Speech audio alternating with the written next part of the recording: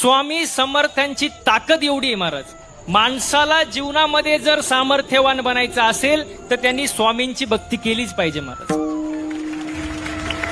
केलीच पाहिजे महाराज. स्वामी समर्थ म्हणतात, तुम्ही माझ्याकडे जर 4 पावले चालत आलात तर मी तुमच्यासाठी 100 पावले चालत येईल. फक्त तुमचा माझ्यावर काय पाहिजे? भाव पाहिजे, श्रद्धा पाहिजे, विश्वास पाहिजे महाराज.